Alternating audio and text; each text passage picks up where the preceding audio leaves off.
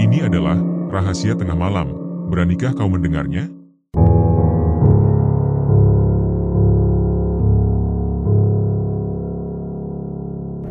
Esti pernah mengalami pengalaman spiritual yang tidak biasa, yaitu menjalani ritual pelet Dewi Lanjar. Ia bukanlah perempuan kelahiran Jawa, melainkan berasal dari Jambi. Pada tahun 2008, ia merantau ke Jakarta untuk melanjutkan pendidikan di bangku kuliah. Tak lama setelahnya, kedua orang tuanya turut pindah ke ibu kota dan sejak saat itu, keluarga mereka menetap di sana. Ketika masih menjalani masa kuliah, Esti telah memiliki calon suami, seorang pria kantoran yang ia kenal dalam sebuah acara. Saat itu, acara tersebut dipenuhi oleh banyak tamu, dan salah satu temannya memperkenalkannya kepada seorang laki-laki bernama Afri. Pertemuan itu menjadi awal dari hubungan asmara keduanya. Hubungan mereka berjalan lancar tanpa banyak konflik, bahkan keluarga dari masing-masing pihak sudah saling mengenal dan merestui. Selama kurang lebih 2 tahun, keduanya menjalin kisah cinta yang terkesan aman dan stabil. Namun, situasi berubah drastis ketika Afri mendadak menghilang tanpa kabar. Saat Esti mencoba mendatangi rumah Afri, orang tuanya selalu memberikan alasan bahwa anak mereka sedang dalam tugas luar kota. Di tengah kebingungan, Esti menerima informasi dari salah satu temannya yang mengaku melihat Afri tengah bersama perempuan lain di sebuah tempat umum. Awalnya, Esti meragukan kabar tersebut, tetapi beberapa hari kemudian, ia menyaksikan sendiri hal yang menyakitkan itu. Hari itu, Esti sengaja datang lebih awal ke rumah Afri. Namun, seperti sebelumnya, orang tua Afri kembali mengatakan bahwa putra mereka sedang bertugas di luar kota. Padahal, Esti mengetahui bahwa tidak ada penugasan luar kota yang sedang dijalani Afri saat itu. Dengan ditemani 2 temannya, seorang laki-laki dan seorang perempuan, mereka memantau situasi dari kejauhan. Setelah menunggu cukup lama, mereka akhirnya melihat Afri berboncengan motor dengan seorang perempuan, kemudian masuk ke rumahnya. Momen tersebut menjadi titik terang. Esti dan kedua temannya langsung menuju rumah Afri, di mana terjadi perdebatan kecil. Pada akhirnya, terungkap bahwa orang tua Afri selama ini sengaja menyembunyikan kenyataan karena permintaan dari Afri sendiri. Esti yang telah lebih dulu mengatakan pada teman-temannya bahwa jika benar Afri berselingkuh, ia tidak akan memperjuangkan hubungan itu lebih jauh, memilih untuk mundur daripada memaksakan cinta dari seseorang yang tak serius terhadapnya. Hari itu, Esti hanya berpamitan kepada kedua orang tua Afri, lalu pergi tanpa banyak bicara. Ia langsung mengajak teman-temannya makan di sebuah mal.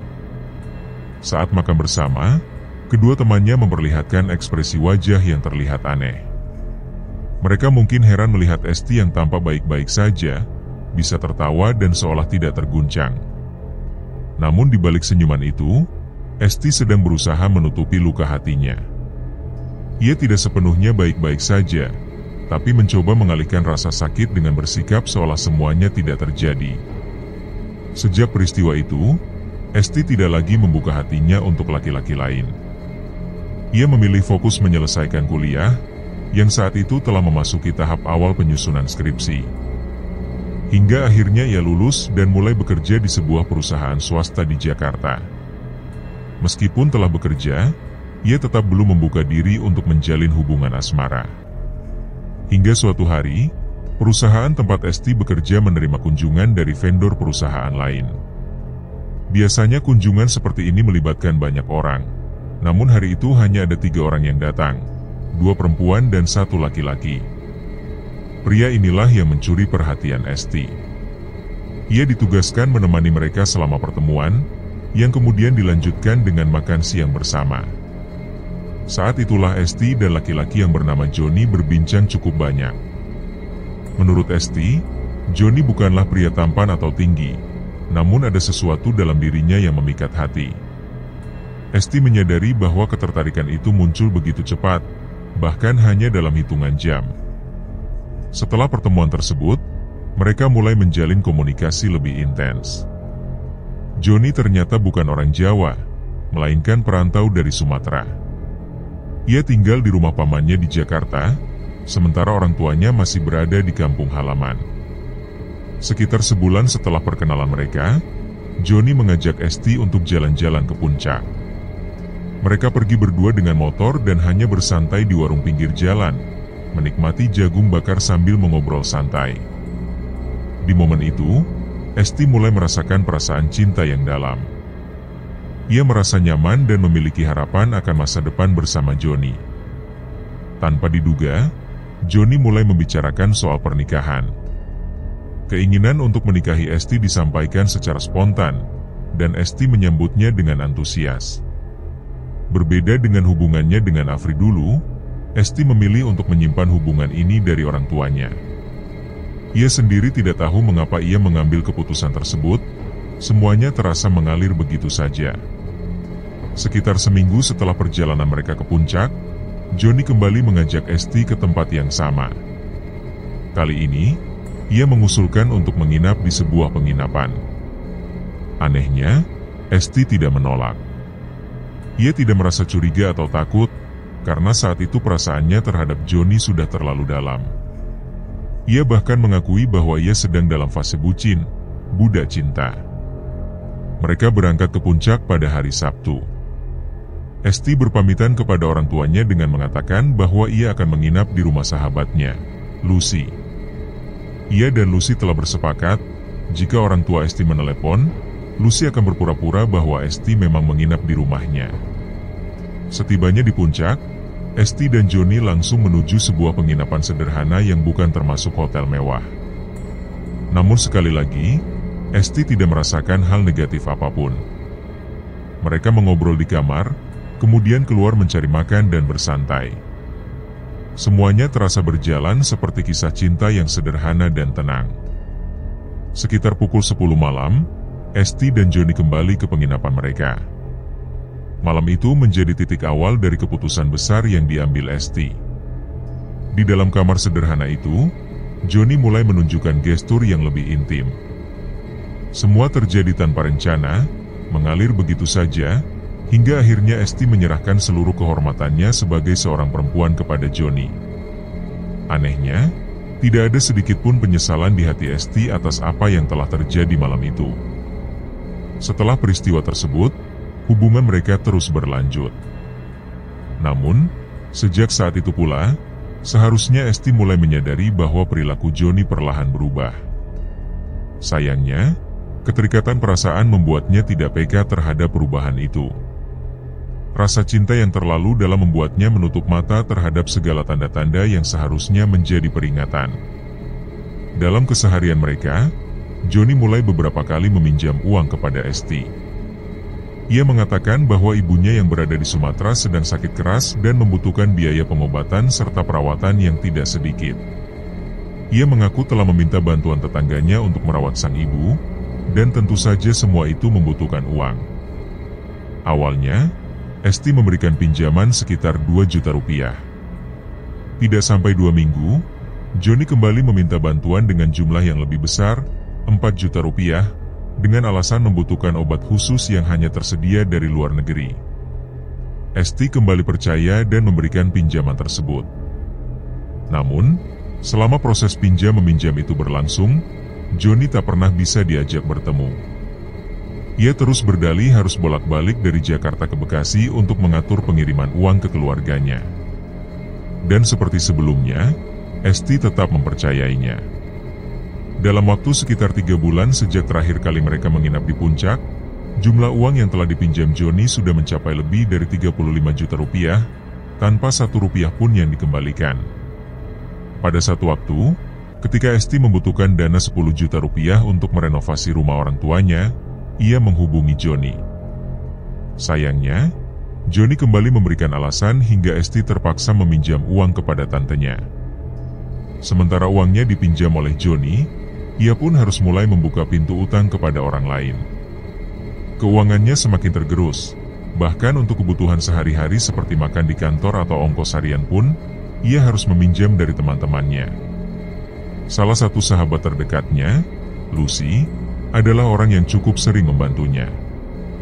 Lucy sangat mengenal Esti sebagai pribadi yang pandai mengatur keuangan, bahkan selalu mencatat secara rinci pemasukan dan pengeluarannya. Namun, ketika Esti mulai meminjam uang secara berkala, Lucy mulai curiga bahwa semua ini ada hubungannya dengan Johnny. Saat Lucy mencoba mengingatkan, reaksi yang didapat justru kemarahan dari Esti. Sejak saat itu, Lucy memilih diam, namun tetap menjadi orang pertama yang membantu ketika Esti mengalami kesulitan. Satu kejadian aneh terjadi di sore hari menjelang waktu maghrib, ketika Esti baru saja pulang kerja. Tanpa mencuci tangan atau berganti pakaian, ia langsung merebahkan tubuhnya di tempat tidur. Di sanalah sosok misterius muncul, wujud perempuan dengan rupa menakutkan, rambut berantakan, dan lingkaran hitam tebal di bawah matanya. Sosok itu terlihat seperti hendak mencelakainya. Esti tidak bisa bergerak, tubuhnya seolah terkunci. Beberapa detik berlalu sebelum suara azan maghrib dari masjid sebelah membuyarkan semuanya. Sosok itu menghilang begitu saja dan tubuh Esti kembali bisa digerakkan. Pengalaman itu mengguncangnya. Untuk pertama kalinya, ia merasa sangat hancur. Saat itulah kesadaran mulai muncul bahwa selama ini dirinya telah buta karena perasaan. Ia menangis, air matanya jatuh tanpa henti, menyadari betapa dirinya telah dimanfaatkan dan dibutakan oleh cinta. Ia segera menghubungi Lucy, mencurahkan seluruh isi hatinya, dan meminta maaf atas semua kekerasan hatinya selama ini. Esti mengakui bahwa seluruh tabungan yang ia simpan untuk kebutuhan darurat telah lenyap. Dan kini ia menyadari bahwa kemungkinan besar uang itu tidak akan pernah kembali. Ia juga menceritakan kepada Lucy bahwa ia telah kehilangan kehormatannya saat bersama Johnny di puncak. Lucy, sebagai sahabat sejati, hanya bisa mencoba menenangkan dan menyarankan agar Esti lebih mendekatkan diri pada Tuhan. Keesokan harinya, Esti kembali menjalani aktivitas seperti biasa, mencoba menghapus bayangan Johnny dari hidupnya. Ia berusaha keras untuk melupakan segalanya dan mulai merelakan semua kerugian yang telah ia alami. Namun, upaya untuk melupakan itu justru memperburuk keadaannya. Semakin ia mencoba melupakan, semakin kuat bayangan Johnny muncul dalam hidupnya. Wajah Johnny tiba-tiba muncul dalam momen-momen sederhana. Saat makan siang bersama teman-temannya di pantry kantor, ketika membuka bungkus nasi goreng, wajah itu muncul dengan jelas di permukaan makanan, hingga membuatnya enggan menyantapnya. Kejadian serupa terulang saat ia mandi di rumah, di mana wajah Johnny seolah terpampang dalam pikirannya. Bahkan ketika menatap cermin saat merawat wajah di malam hari, bayangan itu kembali hadir. Kerinduan yang aneh dan mendalam mulai menguasai pikirannya.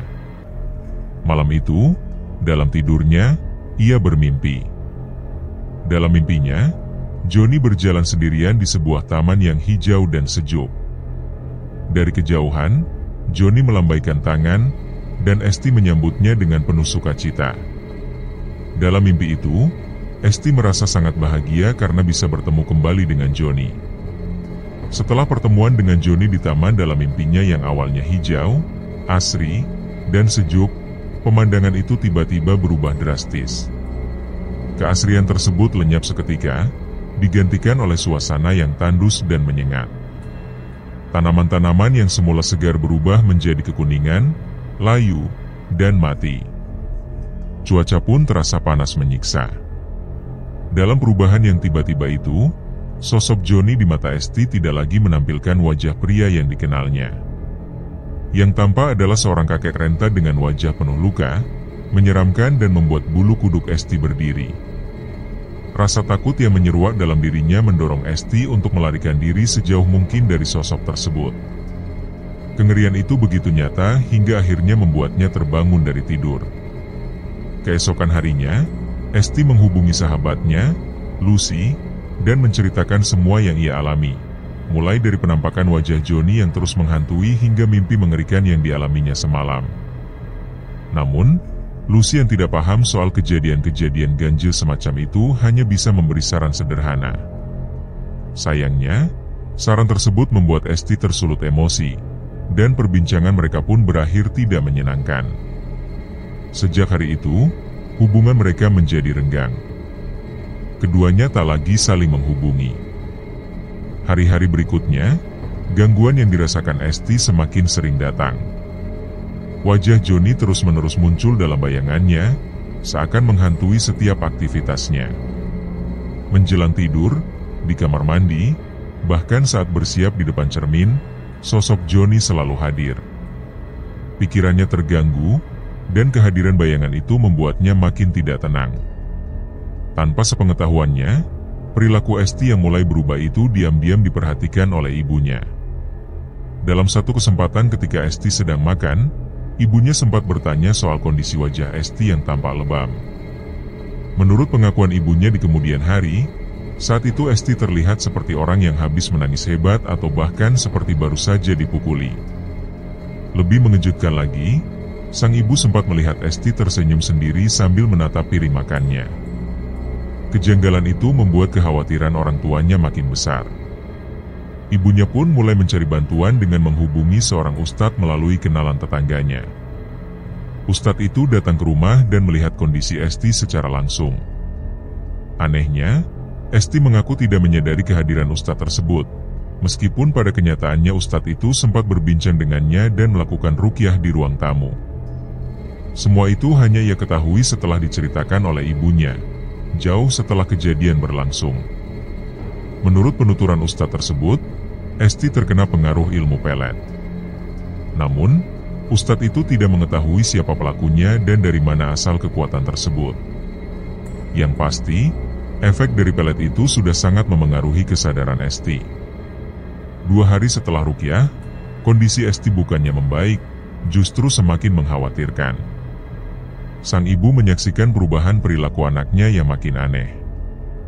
Bahkan suatu sore, saat ibunya sedang menonton televisi di ruang tengah, yang memiliki pandangan langsung ke dapur dan kamar mandi, tiba-tiba Esti keluar dari kamar mandi dalam keadaan tanpa sehelai benang pun di tubuhnya. Sang ibu langsung terkejut dan berteriak sambil buru-buru menutupi tubuh Esti dengan handuk. Untungnya saat itu pintu rumah dalam keadaan tertutup.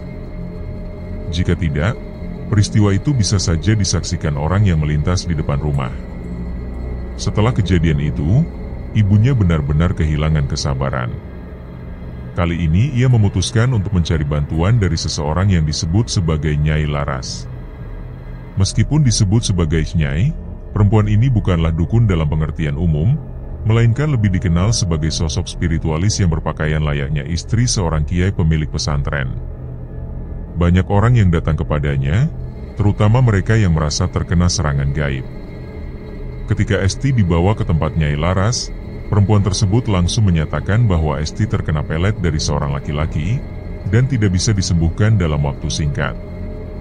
Ada rangkaian ritual yang harus dijalani, dan Esti sendiri harus terlibat aktif dalam proses penyembuhannya. Rumah Nyai Laras terletak di tengah perkampungan, cukup besar dibandingkan rumah-rumah di sekitarnya. Esti juga menyaksikan banyak orang datang untuk meminta bantuan. Menurut Nyai Laras, pelet yang menjerat Esti merupakan jenis pelet Dewi Lanjar, yang dikenal sangat kuat dan berbahaya. Korban dari pelet ini bisa kehilangan akal atau bahkan mengalami gangguan jiwa. Untuk melepaskan pengaruh pelet ini, Esti harus menjalani puasa berat selama 7 hari penuh, tanpa boleh gagal 1 hari pun. Jika terputus di tengah jalan, maka puasa harus diulang dari awal. Selain berpuasa, Esti juga diwajibkan merapalkan mantra setiap hari, baik saat memulai maupun saat berbuka puasa. Mantra tersebut dituliskan dalam huruf Jawa dan Arapegon, lengkap dengan ejaan dalam bahasa Indonesia agar mudah diucapkan. Ia juga diberi ramuan pahit yang disajikan dalam batok kelapa, air kembang untuk mandi, serta selembar kain putih yang harus selalu dibawa, kecuali saat masuk toilet. Ada pula botol kecil berisi wewangian sebagai bagian dari ritual. Untuk memulai seluruh rangkaian ini, ada mahar sebesar 7 juta rupiah yang harus dibayar di muka secara tunai. Tidak boleh dicicil dan tidak diterima via transfer. Ibu Esti akhirnya memenuhi semua permintaan tersebut, mengambil uang tunai dari ATM dan menyerahkannya kepada asisten Nyai Laras. Maka dimulailah proses penyembuhan Esti, dengan harapan besar bahwa anaknya bisa segera kembali seperti sedia kala. Menjalani puasa sebagai bagian dari ritual bukanlah hal mudah bagi Esti. Bagi seseorang yang terbiasa makan dengan teratur, menahan lapar dan haus selama 24 jam penuh terasa seperti menyiksa. Tubuhnya seolah melayang, tidak berpijak. Namun, ia terus mengingat peringatan ibunya. Proses ini telah menelan biaya 7 juta rupiah dan ia sangat menginginkan kesembuhan. Karena itu, Esti memaksa dirinya untuk tetap kuat dan tidak menyerah. Ritual puasa tersebut dimulai tepat pada malam Jumat Kliwon, pukul 12 malam. Selain membaca rapalan mantra yang diberikan, Esti juga diwajibkan membakar kemenyan dan menghadap ke arah pantai utara sebagai bagian dari syarat. 3 hari pertama berhasil dilaluinya meski dengan perjuangan berat. Dalam waktu yang singkat, berat badannya turun drastis, dari 72 kg menjadi 63 kg hanya dalam 7 hari. Penurunan ini tentu membuatnya merasa lemas, namun ia tetap bertekad menyelesaikan semua tahapan. Selama masa puasa itu, Esti mengalami sejumlah kejadian aneh dan mistis. Malam pertama, ia menyaksikan seekor anjing hitam besar tiba-tiba masuk ke dalam kamarnya. Penampakan itu begitu nyata dalam pandangannya, hingga rasa takut membuatnya berteriak dan akhirnya pingsan. Ia hampir menghentikan puasanya saat itu juga, tetapi tekadnya untuk sembuh mengalahkan rasa takutnya. Namun, meskipun semua tahapan telah dilalui, pikirannya tetap dikuasai oleh bayangan Joni. Sosok laki-laki itu terus muncul di benaknya, seolah tak pernah benar-benar pergi. Ibunya, yang merasa putrinya belum juga lepas dari pengaruh gaib, memutuskan untuk kembali mendatangi Nyai Laras. Ia menjelaskan bahwa semua ritual telah dijalankan dengan penuh kepatuhan, tetapi Esti masih saja dihantui oleh sosok yang sama. Nyai Laras kemudian menyampaikan bahwa jenis pelet yang digunakan terhadap Esti adalah tingkatan tinggi. Menurutnya, pelaku pelet tersebut kemungkinan besar telah melakukan ritual pelet Dewi Lanjar langsung di kawasan pantai utara. Karena itu, untuk menetralisir pengaruhnya, Esti harus melakukan ritual serupa di lokasi yang sama, yakni pantai utara di wilayah Pekalongan. Awalnya, Ibunda Esti merasa ragu untuk melanjutkan proses ini. Namun, karena bujukan dari Nyai Laras yang tampak meyakinkan, akhirnya ia pun menurut. Nyai Laras menyatakan bahwa ritual di Pekalongan tidak memerlukan biaya jasa apapun. Namun, ia meminta agar semua kebutuhan transportasi dan akomodasi, termasuk untuk dirinya dan 2 asistennya, ditanggung sepenuhnya oleh pihak keluarga Esti. Saat itu, sang ibu memperkirakan biayanya tidak akan terlalu besar. Namun, setelah semua tahapan selesai, diketahui bahwa total pengeluaran untuk transportasi, penginapan 5 hari, makanan, dan keperluan ritual mencapai sekitar 15 juta rupiah. Sebelum berangkat ke Pekalongan, Esti sempat menolak permintaan ibunya. Namun, setelah mempertimbangkan semuanya, waktu yang terbuang, uang yang terkuras, serta pikirannya yang tak kunjung tenang, Esti akhirnya menyerah dan memilih untuk menjalani ritual tersebut. Sesampainya di Pekalongan, mereka langsung menuju ke sebuah penginapan. Sekitar pukul 11 malam, Esti diminta untuk mandi menggunakan air kembang sebagai persiapan. Tubuhnya juga harus harum, sehingga ia diberi parfum khusus tanpa alkohol. Tepat pukul 12 malam, mereka menuju ke sebuah pantai di sana. Di tepi pantai, Nyai Laras bersama kedua asistennya menyalakan kemenyan. Esti duduk menghadap utara sambil kembali melafalkan mantra yang telah diajarkan sebelumnya. Selama hampir 10 menit, ritual berlangsung dengan hikmat. Tiba-tiba, Esti melihat sebuah cahaya kemerahan muncul dari arah laut. Awalnya hanya berupa titik kecil, namun semakin lama cahaya itu membesar, tampak seperti bola lampu berwarna merah menyala. Ukurannya terus membesar hingga menyerupai parabola. Tak lama kemudian, Esti melihat beberapa sosok manusia berjalan di tengah laut. Setelah itu, kesadarannya menghilang begitu saja. Selama 3 malam berturut-turut, ritual terus dilakukan hingga akhirnya mereka kembali ke Jakarta. Dalam perjalanan pulang, ibunya menyampaikan bahwa sang ayah tidak ingin lagi terlibat dalam pengobatan yang berbau klinik. Menurut sang ayah, satu-satunya cara untuk memulihkan keadaan Esti hanyalah dengan kembali pada Tuhan. Ia menyatakan, meskipun dirinya bukan teladan yang baik dalam hal ibadah, ia percaya bahwa hanya Allah yang mampu memberi pertolongan. Mereka telah menghabiskan banyak waktu, tenaga, dan uang, dan kini sudah saatnya untuk berbenah secara spiritual. Pernyataan ayahnya itu benar-benar menyentuh perasaan Esti. Namun, meskipun telah kembali ke rumah, pikirannya masih tetap terganggu. Malam itu, bayangan Joni kembali muncul dengan lebih mengerikan. Ia tidak bisa tidur sama sekali, bahkan mulai mendengar suara-suara samar yang menyerupai tawa dan ucapan Joni. Dalam keadaan tertekan itu, Esti merasa seperti ingin memberontak, namun tubuhnya tidak merespons. Keesokan paginya, Esti memutuskan untuk tidak masuk kerja lagi. Sejak masalah ini terjadi, ia sudah bolos kerja sekitar 12 hari, menandakan betapa terganggunya kesehariannya karena semua kejadian ini. Pagi itu, Esti sengaja mengunjungi kantor Lucy. Tak butuh waktu lama menunggu di bawah, Lucy pun turun menemuinya. Kantor tersebut berada di sebuah bangunan ruko, dan Esti memarkirkan motornya di depan sana. Penjaga parkir yang bertugas sudah mengenal Esti karena ia memang kerap datang ke kantor Lucy sebelumnya. Esti, dengan penuh penyesalan, menyampaikan keinginannya untuk meminta maaf. Ia mengakui bahwa selama ini telah mengabaikan Lucy, tidak mempercayai nasihat-nasihatnya, dan kini merasa sudah tak sanggup lagi menanggung semuanya sendirian. Lucy pun menyimpulkan bahwa semua dukun yang telah didatangi Esti ternyata tak mampu menanganinya. Esti hanya mampu menggeleng pelan sebagai jawaban. Setelah mengobrol sejenak, Lucy meminta izin pada atasannya untuk keluar sebentar menemani Esti. Mereka memutuskan untuk berjalan kaki mencari makanan favorit mereka, pangsit mie Jakarta. Namun, sesampainya di warung langganan, tempat tersebut ternyata tutup. Lucy pun mengusulkan untuk pergi ke warung pangsit lain yang letaknya sedikit lebih jauh dari kompleks ruko, sehingga mereka harus menempuhnya dengan motor. Perjalanan menuju warung tersebut memakan waktu sekitar 5 menit. Warung itu terlihat cukup ramai, dan ini merupakan pertama kalinya Esti menginjakkan kaki di sana.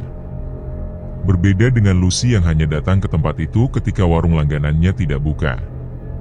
Setelah memesan 2 mangkuk pangsit, mereka duduk di dekat penjualnya, seorang pria parubaya berusia sekitar 50 tahun, mengenakan peci putih dan berjenggot tipis. Ia ditemani oleh istrinya dalam melayani pembeli. Sejak Esti datang, pria tersebut memperhatikannya tanpa henti. Meski Lucy menyadari hal itu, ia tidak langsung merasa curiga. Sementara itu, Esti sendiri tidak menyadari pandangan si penjual. Saat pesanan mereka selesai disajikan, keduanya pun mulai menyantap makanan. Setelah selesai dan hendak membayar, pria penjual tersebut mengungkapkan bahwa Esti tampaknya sedang sakit. Esti menampik dan mengatakan dirinya baik-baik saja. Namun, sang istri kemudian menambahkan bahwa suaminya bukan sedang menebak sembarangan. Aura Esti terlihat sangat gelap. Pernyataan itu membuat Lucy dan Esti terkejut. Mereka pun diminta untuk duduk kembali. Meski warung cukup ramai, pria penjual itu, yang kemudian memperkenalkan diri sebagai Pak Dar, meminta istrinya melayani pelanggan sementara ia berbicara dengan mereka. Ia menjelaskan bahwa dirinya berasal dari Jawa, sedangkan istrinya adalah orang Sukabumi. Pak Dar kemudian mengajak Esti untuk datang ke rumahnya, apabila memiliki waktu malam ini atau besok.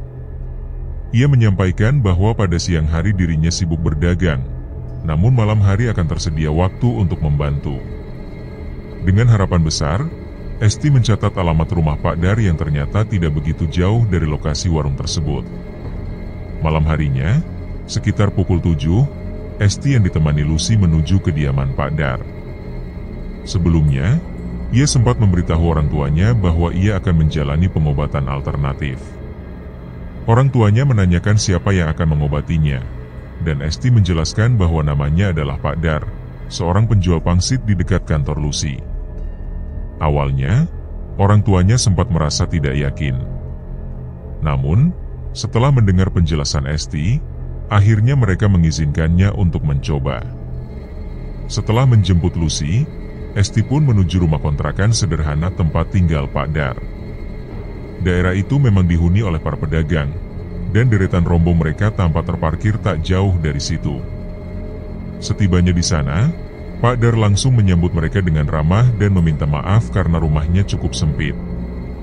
Ia juga menyampaikan bahwa setelah sesi pengobatan nanti, Esti perlu memperbaiki salatnya, karena tak ada tempat perlindungan yang lebih kuat selain dari Allah.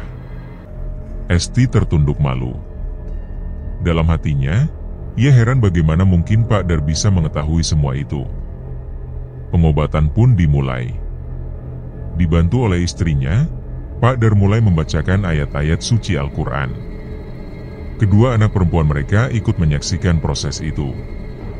Tak lama berselang, Esti tak sadarkan diri. Lucy, yang menjadi saksi saat itu, menceritakan kejadian tersebut kepada Esti di kemudian hari. Menurut Lucy, ketika ayat-ayat suci dibacakan, Esti yang sedang memejamkan mata tiba-tiba pingsan dan tubuhnya menjadi sangat lemas. Beberapa saat kemudian, Esti bangkit dan berdiri, tangan dilipat ke belakang, berjalan mondar-mandir sambil tetap memejamkan mata. Yang membuat Lucy terkejut, Esti tiba-tiba mengeluarkan suara dalam bahasa Jawa, sebuah bahasa yang tidak pernah dipelajarinya, bahkan tidak bisa ia ucapkan sebelumnya. Dalam ucapannya, terdengar nada marah, mempertanyakan siapa yang mengganggu dan menyuruh pergi. Pak Dar pun menjawab dalam bahasa Jawa yang halus, memperkenalkan diri dan menyampaikan niat baiknya untuk membantu gadis tersebut. Namun, suara dari tubuh Esti menolak keras, menyatakan bahwa gadis ini sudah menjadi tanggungannya. Pak Dar tidak membantah lebih jauh, hanya memberi isyarat kepada istrinya untuk melanjutkan bacaan ayat-ayat suci. Sosok dalam tubuh Esti menutup telinga dengan kedua tangannya dan membuka mulut lebar-lebar seolah berteriak, namun tidak satu suara pun terdengar. Tak lama kemudian, tubuh Esti kembali melemas. Setelah sesi bacaan tersebut, Pak Dar keluar sebentar dari rumah, sementara istrinya menutup pintu dan kelambu rumah. Istrinya kemudian mengoleskan tumbukan daun bidara ke bagian kaki, tangan, dahi, dan punggung Esti. Proses ini berlangsung sekitar 10 menit. Setelah itu, Pak Dar kembali masuk ke dalam rumah, sedangkan Esti masih terbaring lemas seperti sedang tidur. Saat itu, Pak Dar memberi penjelasan kepada Lucy bahwa yang menempati tubuh Esti adalah satu keluarga jin. Lucy pada awalnya masih belum mengerti maksud dari ucapan Pak Dar. Namun, Pak Dar menjelaskan bahwa ada seseorang yang berniat jahat menggunakan pelet dengan bantuan dukun tingkat tinggi sehingga satu keluarga jin ditempatkan dalam tubuh Esti. Jin-jin tersebut bertugas membuat Esti selalu teringat pada pelakunya. Salah satu jin berada di otaknya, mempengaruhi pikirannya agar terus memikirkan sosok pelaku. Jin lainnya ada di punggung, membatasi gerakan Esti pada kondisi tertentu, dan satu lagi berada di jantung, yang terhubung dengan otak sehingga segala perasaan dan pikirannya selalu didominasi oleh pelaku. Penjelasan tersebut membuat Esti tertidur cukup lama hingga larut malam, sementara anak-anak Pak Dar sudah terlelap. Lucy yang menemani menolak tidur dan tetap menunggu Esti bangun. Setelah sekitar 10 menit, Esti terbangun dengan rasa bingung dan menyadari dirinya tertidur. Ia merasa badannya sangat segar, seolah baru tidur berhari-hari padahal hanya sebentar. Setelah berbincang sebentar dengan Pak Dar dan istrinya, Esti dan Lucy pun pamit pulang sekitar pukul 11 malam.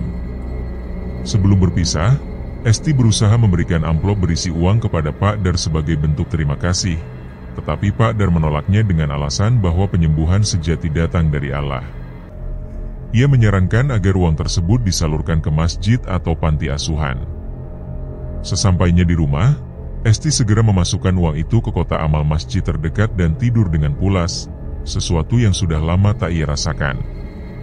Ia baru terbangun saat azan subuh berkumandang. Meski mengantuk, Esti teringat pesan Pak Dar agar memperbaiki salatnya. Dengan niat kuat melawan rasa malas, ia mengambil wudhu dan menunaikan salat subuh. Setelah itu, ia tidak kembali tidur dan mulai menjalani aktivitas hariannya dengan semangat baru. Tanpa disadari, Esti mulai rajin menunaikan salat 5 waktu, belajar mengenakan hijab, dan memperbaiki cara menutup aurat. 5 hari berlalu, Esti tidak lagi teringat pada Condro dan tidurnya pun menjadi lebih nyenyak. Semangat hidupnya pun kembali menyala. Sahabatnya, Lucy, juga menyadari perubahan itu dengan melihat wajah Esti yang tampak lebih segar dan cerah. Setiap Sabtu, Esti dan Lucy rutin mengunjungi warung Pak Dar untuk menikmati pangsit mie, sedangkan pada hari Minggu mereka sering berkunjung ke rumah Pak Dar sambil membawa makanan atau perlengkapan mewarnai untuk anak-anak Pak Dar. Suatu waktu, kabar tentang Esti dan Pak Dar tersebar hingga sampai pada salah satu teman kantornya yang mengalami gangguan mistis berupa guna-guna. Temannya itu meminta Esti untuk membawanya ke Pak Dar guna mendapatkan bantuan. Saat Esti menjelaskan kondisi temannya kepada Pak Dar, ia malah mendapat jawaban mengejutkan bahwa Pak Dar hanyalah pedagang pangsit biasa yang tidak memiliki kemampuan khusus. Pernyataan itu membuat Esti bingung. Ketika ia kembali sendirian dan meminta bantuan Pak Dar untuk temannya yang kena guna-guna, jawaban yang sama pun diterima, bahwa Pak Dar tidak bisa berbuat apa-apa. Dari situ, Esti mulai menyadari bahwa Pak Dar dan istrinya memang orang biasa yang tak mengaku memiliki kemampuan mistis. Istrinya pun pernah berkata bahwa kejadian penyembuhan yang dialami Esti mungkin adalah bentuk pertolongan dari Allah semata, dan mereka sendiri tidak tahu bagaimana proses itu bisa terjadi. Semua hal itu terasa aneh dan sulit dijelaskan secara logika.